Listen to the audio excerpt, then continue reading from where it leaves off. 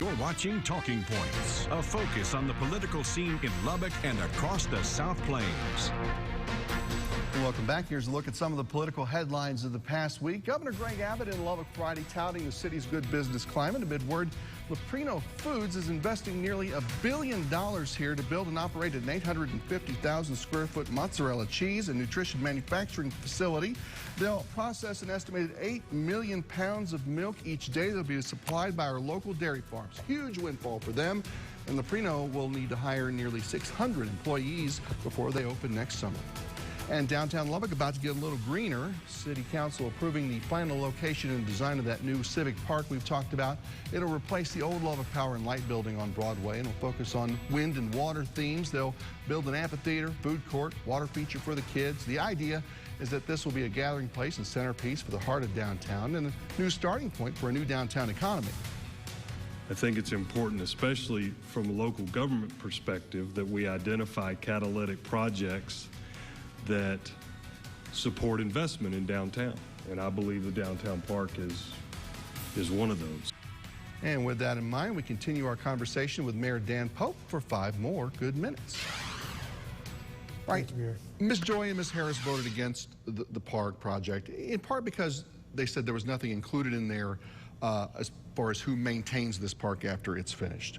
What's the answer there as far as that goes, about how it'll be maintained? Well, I think it's to be determined, first of all. I mean, I think we've got to secure the funding, build the park, talk about the maintenance at that point.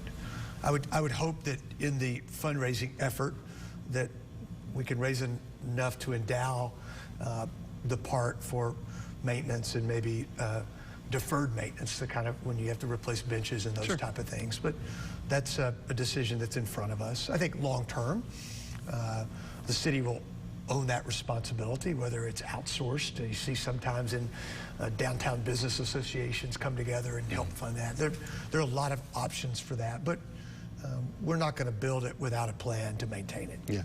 Speaking of funding, you know, Helen Jones Foundation has already jumped in, I think, with $500,000 of grant money to kind of start the private. CH Foundation also. Right, yes, CH is in there as well. Who's going to handle the rest of the fundraising effort on y'all's part, and what's been the interest so far in being a part of that from outside foundations or sources? Yeah, so it'll be the downtown TIF, so the Central Business District Tax Increment Finance Board will lead the way on that. They did, it's very similar to what we did for the Tornado Memorial. So it worked there. We learned a few things from it. We'll tweak a few things, but they'll lead the way. We'll have a 501c3, so those donations will be tax deductible. We'll work, you'll work all gifts, you'll work the $5 gifts, and you'll work the $500,000 gifts. And so I think there will be a strong interest in supporting that. Council will certainly be involved in approving projects and the like. But it's best served in led by private citizens to go do the fundraising effort. Maybe the bigger overall question is, what's the interest now in development around the park, and how does that process go? Because I guess this doesn't quite turn out the way you really want it to unless you start seeing businesses and living space pop in around all of this, right? Yeah, so I think that's the key. I mean, we're north of $350 million worth of new investment in downtown in the last 5 years. Our incentive program, where we offer a little bit of help to folks that are doing facade work or remodel projects. Every dollar that we've put in over the last 4 years, there have been $20 in private dollar for every dollar. I mean, it's just, the leverage has been remarkable. A building right across the oldest community health clinic building right across the street from the park, just to the north, is under contract for some, I think, some local investors that you'll see, the investment there. You see the Metro Tower project, which is underway, will be finished and occupied in the first quarter of next year. That's apartments at affordable rates for people that work downtown. The In-Town Inn project will begin a block north of Broadway later this year. So the investment is continuing downtown. It's It's pretty remarkable, actually. You know, probably the first thing I heard when this came up was from people says, well, we're building a really nice place for homeless folks to go live.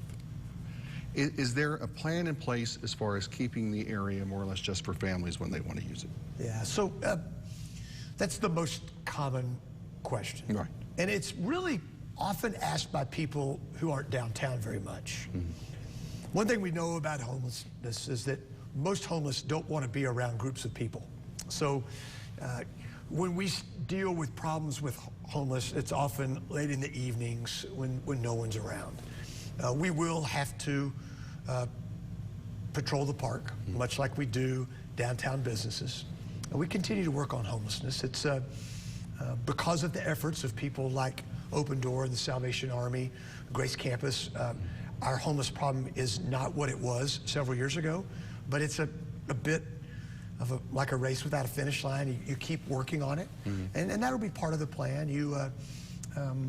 I know that in Tulsa and Fort Worth and some of their common spaces, public spaces downtown, they've hired security. It's not sworn officers. There's probably a better place for those folks to be working, but it's security that provides that protection, maybe peace of mind for citizens as much as anything else. A lot going on, as you can tell, over the last little bit. We've been talking to the Lubbock Mayor Dan Pope, and he's right in the middle of all of it, and that's a good job and a good place to be. Good to see you. It's great to be here. Thanks for having me. Look forward to coming back. And straight ahead, lots of businesses took advantage of those federal loans during the pandemic. For those who didn't qualify, call your city council person. A load of cash may be waiting for you. Next on Talking Points.